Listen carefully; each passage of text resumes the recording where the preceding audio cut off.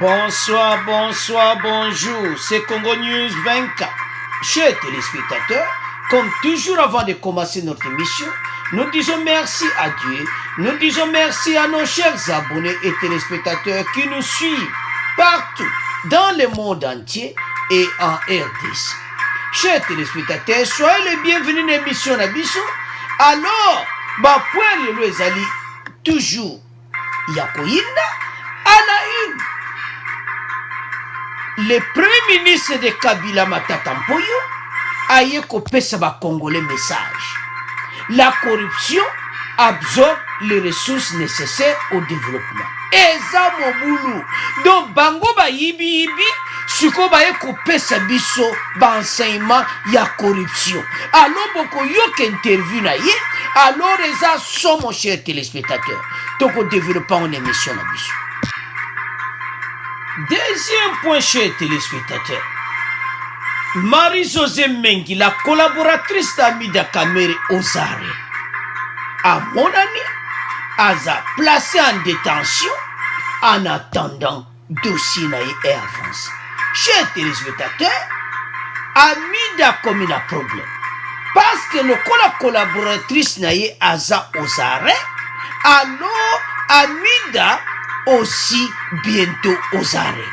Donc, dossier Ezamo Boulou, alors, tant que tu développes un chers téléspectateurs, et que Zala ya Koyinda, alors tu développes une émission là-dessus.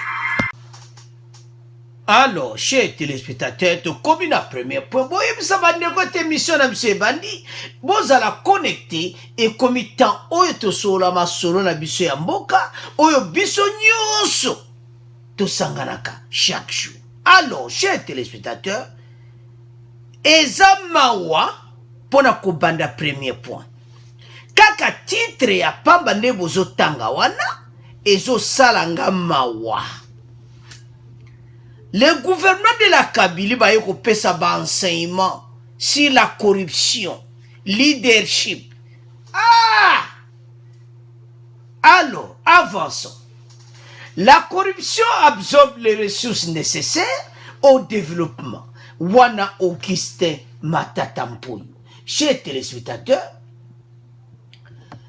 pendant les 18 ans, do pona bango, bamoni ki komi tamba ya kopesa biso ba enseignement corruption. Mais tozo ya na pona pourquoi ba yena na yango siko.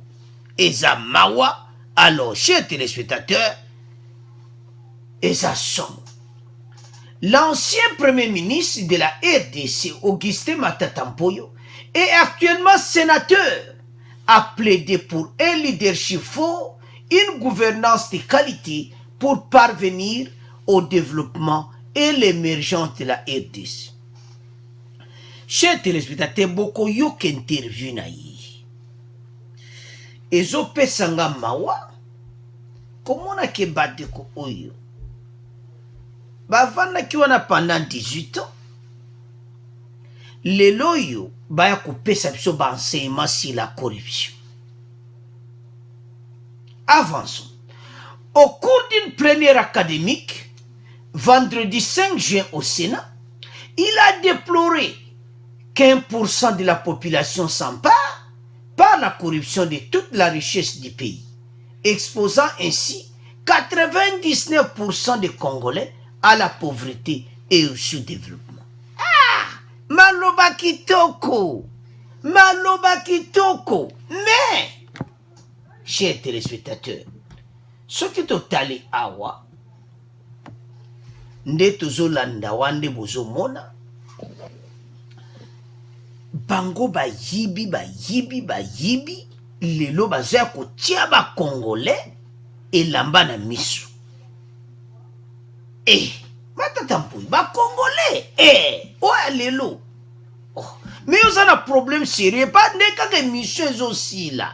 Réseaux sociaux kozala koyinda, parce que au bibota la date nango. À Salango le 6 juin, et puis le 9 juin, l'issue sur le lobakam.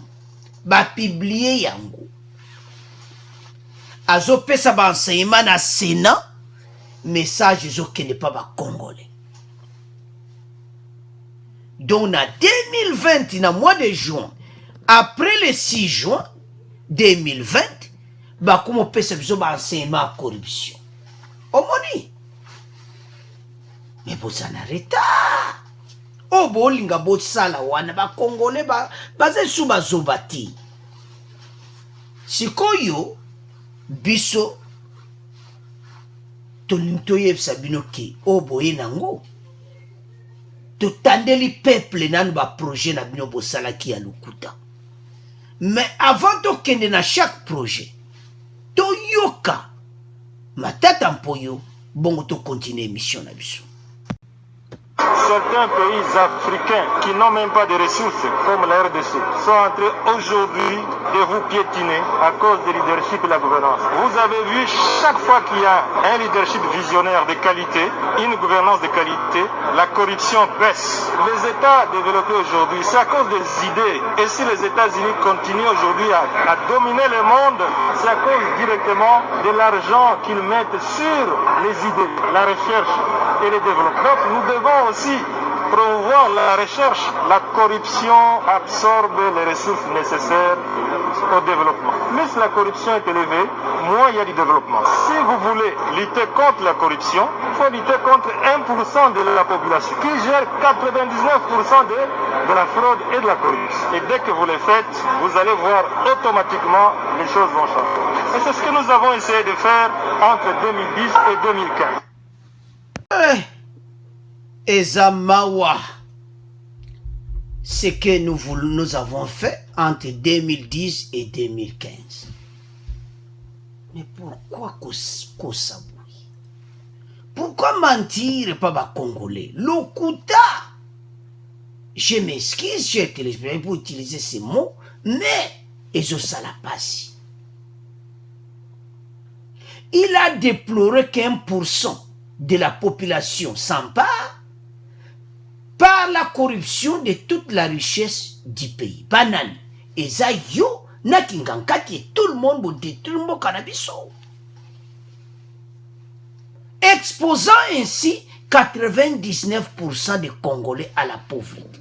Donc, bino, bon 1% na bino, c'est-à-dire matata mpoye consort, bambongo bo yiba.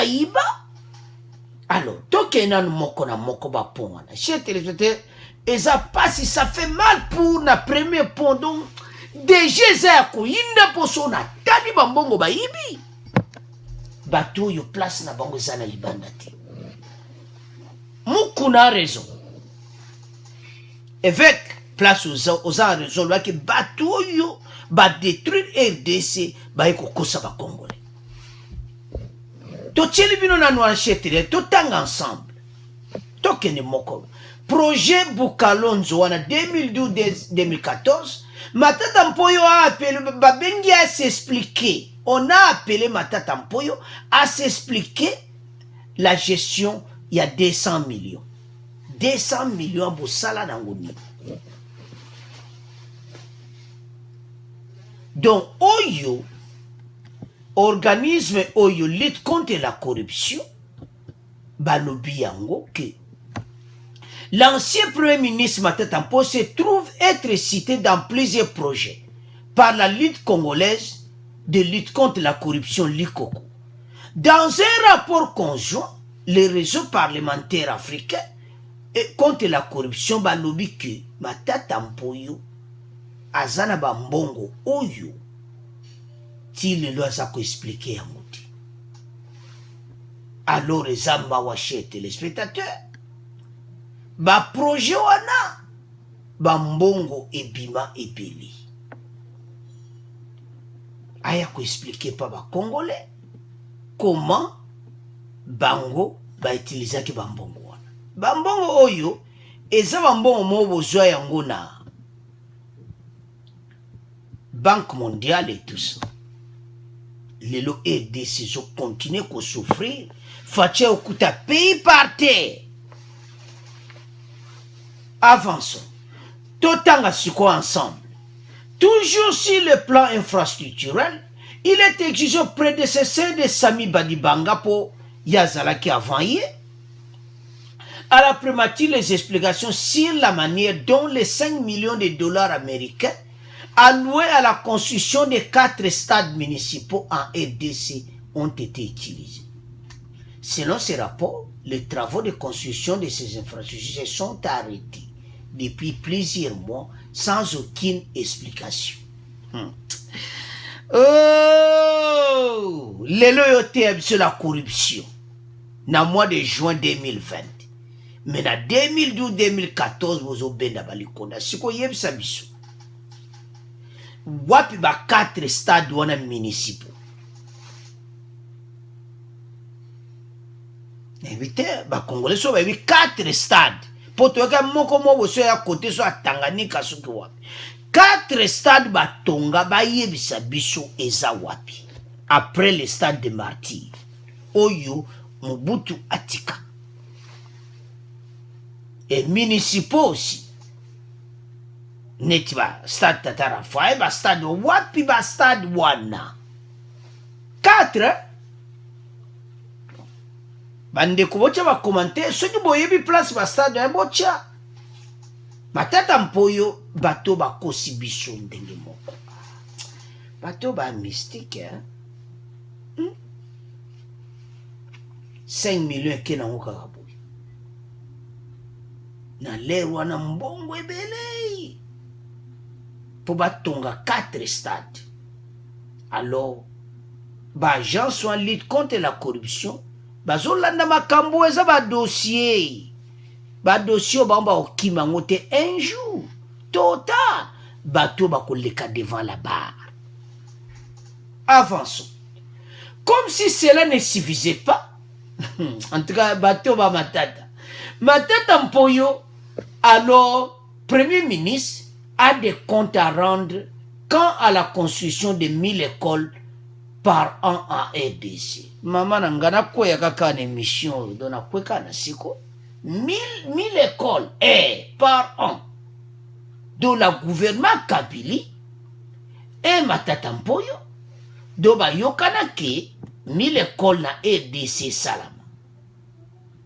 Pwani bosa la biso bweko, pwani bosa ba Congolais boui. Ce n'est pas possible. Nde ba telma omi bana masona mama ba photo ana yakala. Nde ba zawa masona moni. Otala kaka. Yo bendi kuna ngana bendi boui. Donc, monde zawa na. Donc, tant balaro ke zoya. Ou le kisimbala mo donc gangela ministre des finances so balaro amba mokatanga zo koma kaka ba bimisa ombala moto kabole yango premier ministre na président de la république. Hey, où est ça somoti? Parce premier ministre yango to lobati na lera faci lelo soki caméra zalaki premier ministre. So i kamera zaki premier ministre lelo faci za wasuka wapi. Nzamba malam. Mais tozo ya na pon. To bebi sangote. Ah! Batou yobat 1000 écoles par an, il fallait battre tonga na RDC. Bécole ango eza wapi. Avançons. Ce projet d'un coût de 198 millions 255 724 dollars américains n'a pas été bien déclaré. La Likoko demande comment l'argent a été utilisé dans le cadre du projet PRRIS où ont été construites les 5000 écoles. Maman, naku, awaka mobuloti. 5000 écoles, c'est-à-dire pendant les 5 ans, 1000 écoles par an. Donc pendant 5 ans, 5000 écoles. Oyo bana ba otanga lelo gratuité de l'enseignement de l'école les ati. Bon, on n'est pas bateau ba tchemboka. Alors, lelo yaya ko perception ba enseignement oyo. La corruption absorbe les ressources nécessaires au développement. Ndebo landi en interview na yi. Il a même donné l'explication que ba pays en tout, na ba pays africain oyo baza neti biso baza ko avancer mais biso tozo zonga sima mais bino batu ko zonga simboka sima fachi kuta bani ko élever pays parce la justice élève la nation. Chers téléspectateurs, ça fait mal l'émission Oyo. Tant on a Monica ka article au Nabi.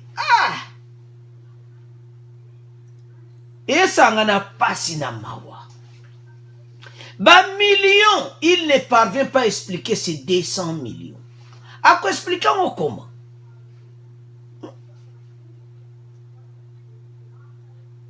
Butala kaka bino moko. Bambongo ike kaka bwe. 4 stades, eza wapi. O ezaba tangible comme ça tout le monde yango. Les 4 stades, wapi yango. 1000 écoles par an batongi na matata mpoyo e ba congolais boyoka. Atongela bino 5000 écoles. Donc pendant les 5 ans au pouvoir, donc batongeli bino yango. Bato baza la Kabylie consort, bato baza mabe. Mais bako payer d'une manière d'une autre. Parce que o bazo sala ba congolais. Ba dossier yo etikala, o to tchelibine etikala. Lutte contre la corruption likoko bozo mona wana na afnak ba mususu baze belé. Bazana ba dossier mokolo bakolandela batu oyo. Nasi bureau à procurer ba dossier ekokata. Pour ba dossier eza pendant les 18 ans ko. Surtout to fouiller dans les passés comme mikolo oyo mais procurer ba kokata. Mokuna a raison que place na mine se en prison. Mais bino le quoi bosana balar na bino bosale ba cop na mine le mokuna nda se retrouver na prison. Alors chers téléspectateurs, eza mawa to tieli bino bisoto to yeka koloba eza wana ye moko pas conscient parce ya dossier ya likoko to tieli bino. Donc eza mawa. La corruption absorbe les ressources nécessaires au développement. Et c'est à solo. Message n'est pas pendé à solo. Mais pourquoi basala ki yango te? Lelo bazo ya côté yango pour ba monique fachi ayena contre la corruption message à fachi ezo leka kitoko balimba ya kwamburie batu asa ba séminaire kuna na Sénat. En faisant la séminaire na Sénat, et l'on échange. Chers téléspectateurs. Mikolo azo pesa yango. Et puis azo tambla on va pesa yango partout pour la corruption leadership.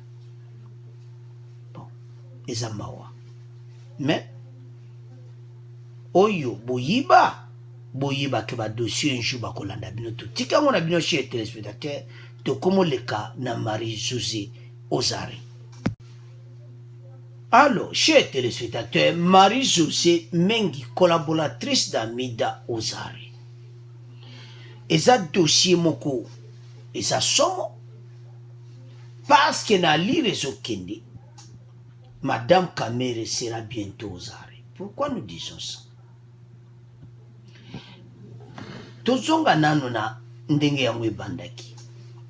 Elle était recherchée par la justice congolaise avant de se présenter librement ce matin au parquet de Matidi. Accompagnée par son avocat, Marie-Josée Mengi n'en sortira pas libre. Le parquet a placé cette collaboratrice de l'épouse de Kamere en détention. Kude zango oyo na munoko nguma te. Aye yemo ko pasa moni moyen li so ezata kangama kananda. Nde bazo lukise wana place abatamaki ba Monica akeno. Aluki avocat na e, allez, ba bengani mbala moko ba kena avocat. Alors ba komi na parke, alors ba bombi mbala moko. Kuna ba sakana bate. Adler tanka tuneka quelques questions allez aux arrêts, bocha en détention. Donc bato bayaki na car kotika e chauffeur car ezongi na movi bokende atikali na maboko à l'État.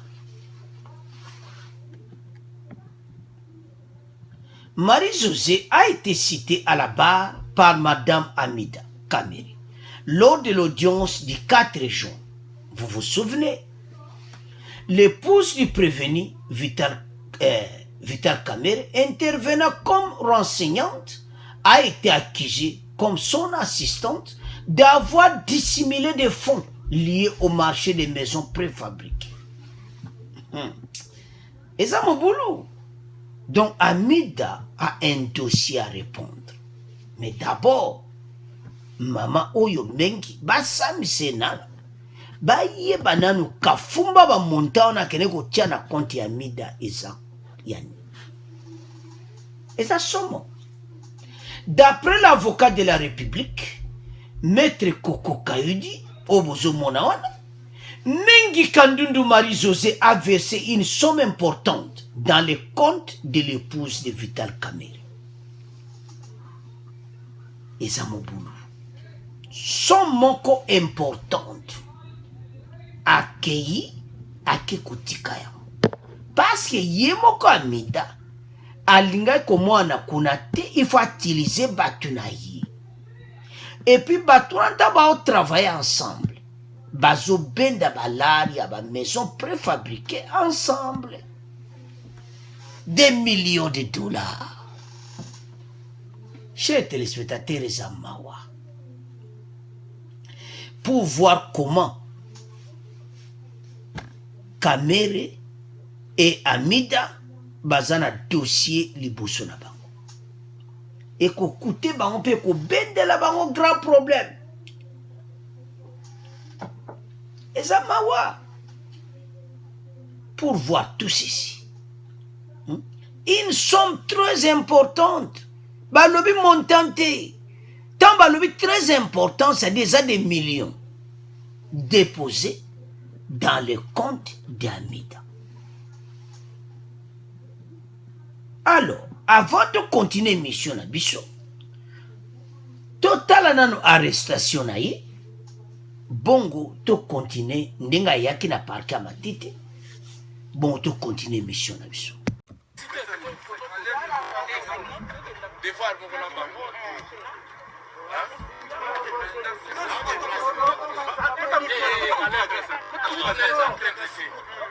Librement, librement, fait à craindre.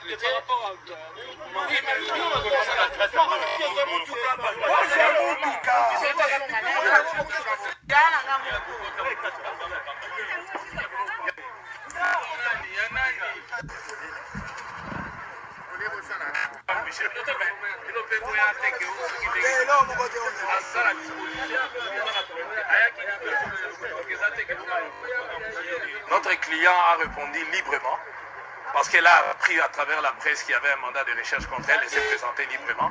Là, nous sommes en train de faire certains devoirs que le parquet a requis. Donc, on fait une descente et puis on verra la suite. Elle est en liberté? Non. Elle est en détention.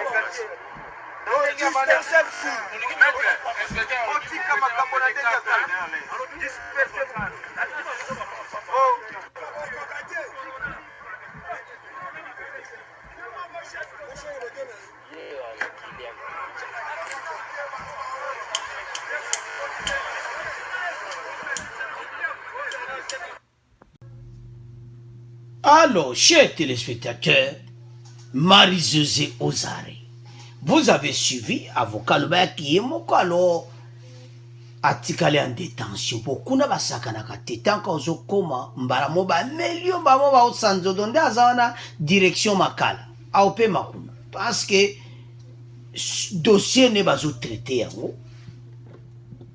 Ainsi le procureur général instruit tous les services de la conduire au parquet de la cour de Matete dès son arrestation et audition. Selon les informations, Madame Mengi est placée en détention provisoire et elle est soupçonnée d'avoir détourné les deniers.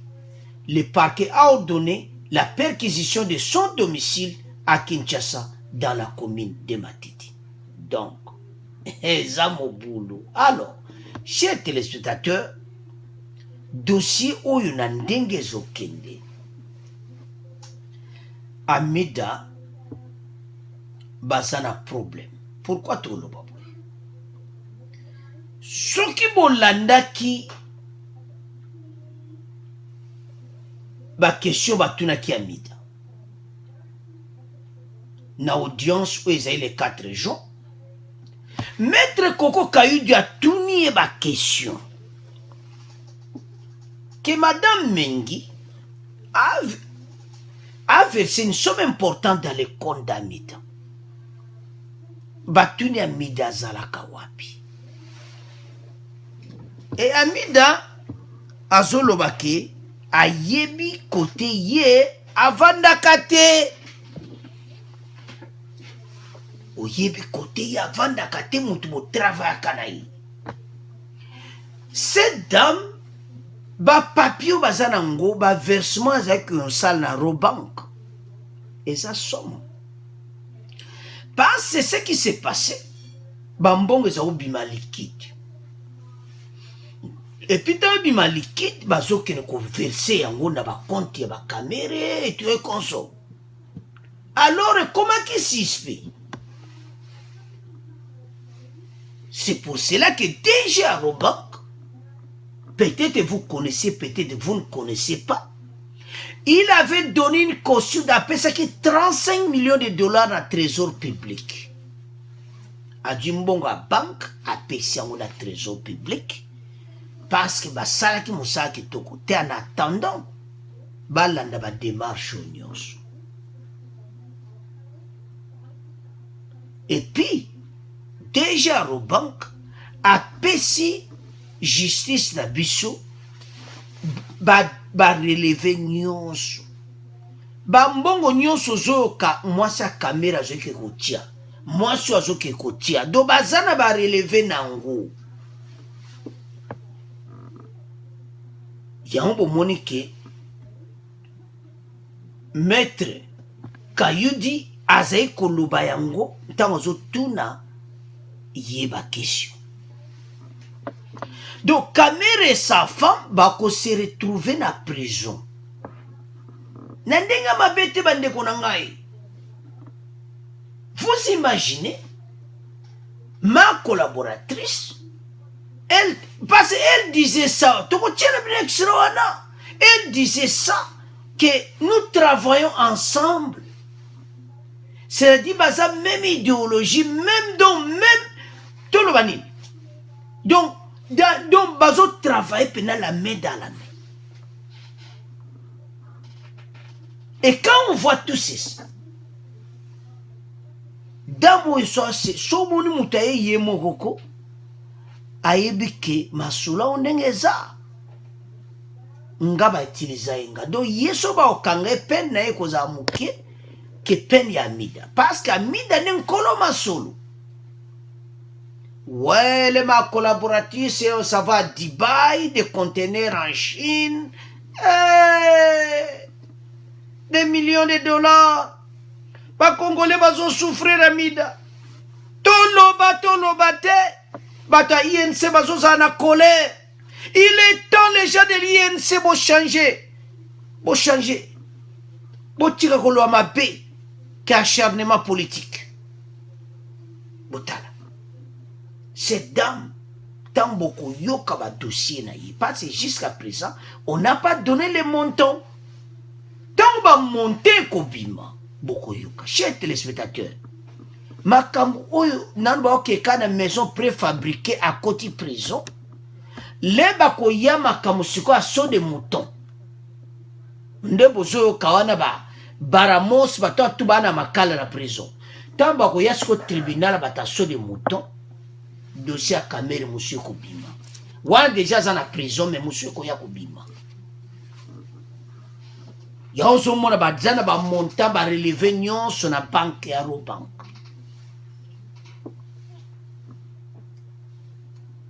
C'est pour cela que bazako tuna mis dans ma question wana à répondre pourquoi et ça ndingo.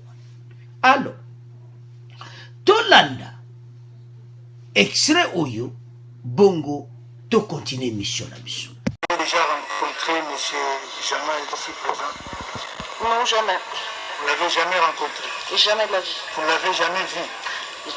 Enfin, je le vois là. Ici, la même? Ouais. Jamais rencontré auparavant? Non. Pendant le procès avec mon mari à la télé, Mais là, en chair et en os, je le vois là. Merci.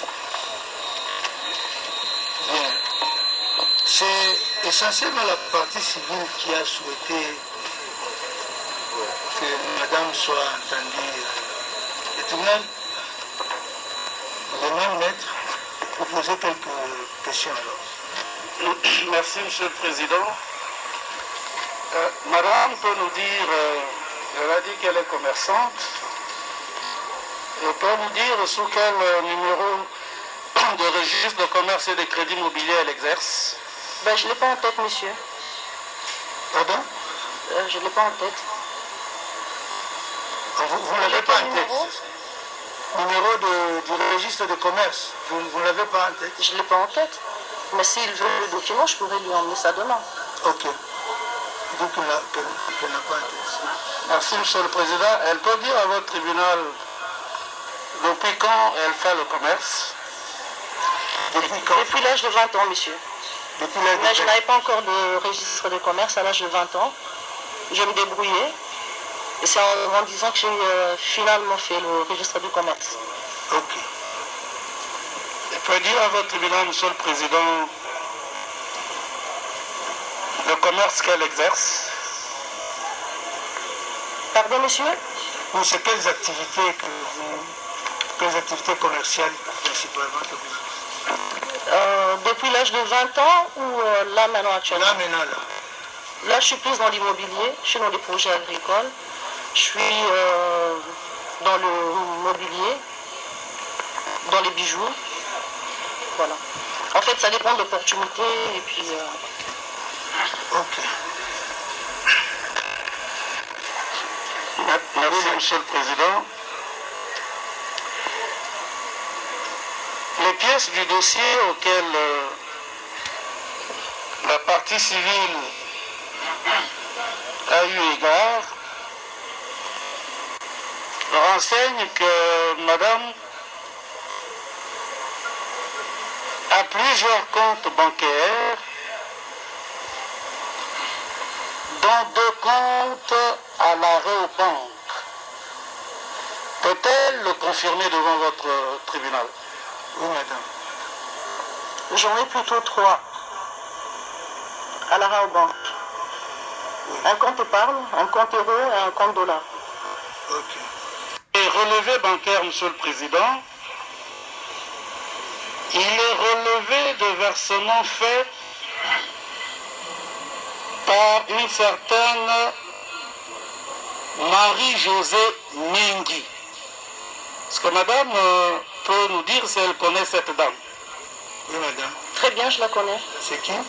Ma collaboratrice, elle travaille avec moi, ça fait des années.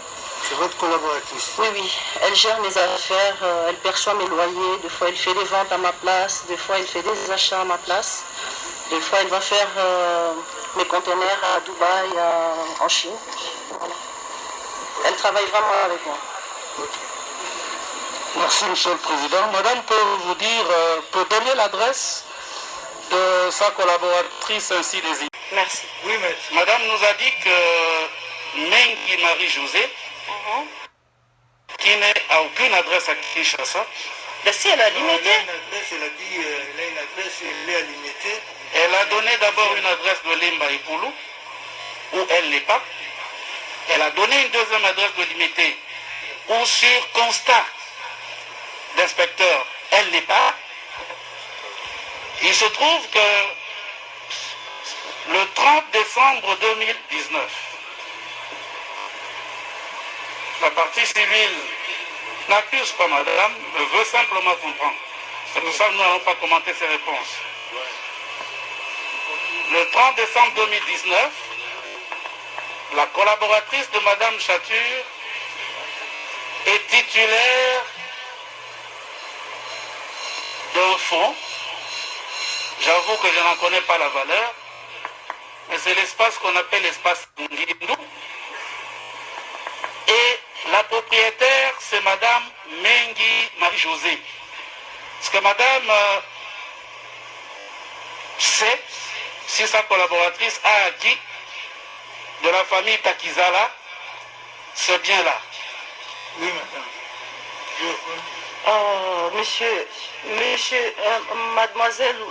Madame Mengi Marie-Josée, elle vit. Elle a une adresse. Je pense que si monsieur cherche très bien, il trouvera son adresse. Moi, je ne suis pas venue ici pour répondre pour Madame Marie-Josée. Elle a une vie, c'est une femme mariée. Elle est entrepreneur, elle travaille, donc je pense qu'elle est très bien placée pour expliquer ce qui est de sa vie privée. Je ne suis pas là pour répondre sur ces questions-là, mais je la connais. Voilà, c'est tout ce que je peux dire. Merci, Monsieur le Président. Peut-être une avant-dernière question. Et monsieur? Monsieur Donatien, chef de division au cadastre, a mis à... Alors, chers téléspectateurs, vous avez suivi. Bolandi binomoko. Tango azoloba ke collaboratrice na ye makamu nyonso ba osala, et puis bien sûr ayebi ke ye mutakene ko verser ba mbongo, donc tout ça ayebi nyonso andimi yango. Donc tango amida andimi makambo oyo. Tango ba kwa arrêter Madame Mengi Marie-Josée, parce qu'elle sera, parce que déjà ne bakangi. Aux arrêts, bazana ba preuve. Sikoyo. Tango mwasi wana koloba ba vérité na yekuna.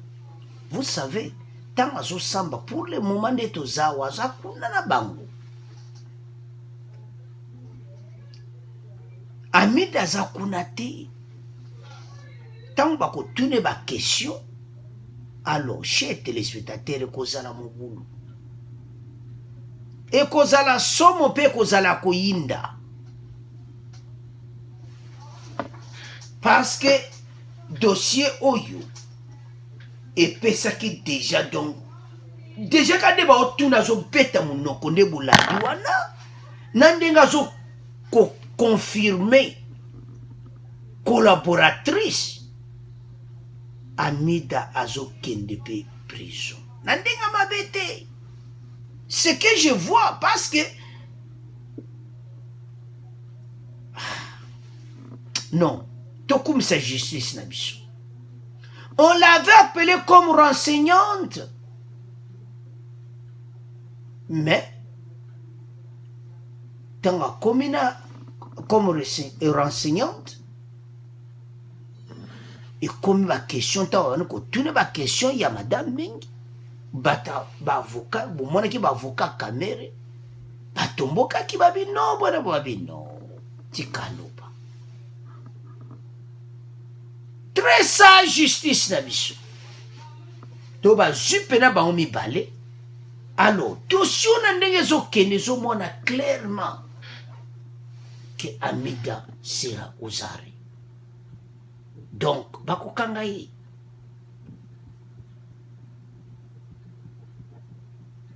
Maman oyo tango avane ba luki maman Marie-Josée non, ngai fonakin. C'est pour ça qu'on l'a placé en détention. Donc, dossier Zamoulaï Bande Konangai, chien à batu, Yazaka Moko na bango, Bokoyoka. Balina dossier ici, là, passe le 11 de Makambo. Le 11 on a marqué ko beta mana mesa. Kamere ban. Oyo ban. Dossier à Jamal Kamere dans la maison préfabricée. 20 ans dans la prison. Les bakoyasko ya Medana Marie-Josée. Bambongo zebele chez téléspectateurs, bambongo va so de mouton. Tango bakoyana dossier wana meza somo. Alors, chers téléspectateurs, eza passe pe mawa, komona makambu ya boyi. Mais, bazimuto bazakoluka. C'est à partir de Marie-Josée qu'on va arrêter Amida. Parce que bazo travailler à confirmer qu'on débolane la vidéo. Alors, chers téléspectateurs, merci de débolane l'émission. To comme il a fait émission la biso. Premier point de loi qui m'a tata mpoyo. Aye ko pesa biso leçon corruption. Pendant les 18 ans, ba yibi, le la yo tchabse la manamiso. yango bakongole baso bakongole akala. Et puis des points souka yango tolobi ya Marie-Josée aux arrêts. Et puis Amida aussi bientôt aux arrêts. Alors, chers téléspectateurs, bon abonnez massivement. Merci Nande Bolande émission. Merci pour nos commentaires Nabino. Au revoir, à la prochaine.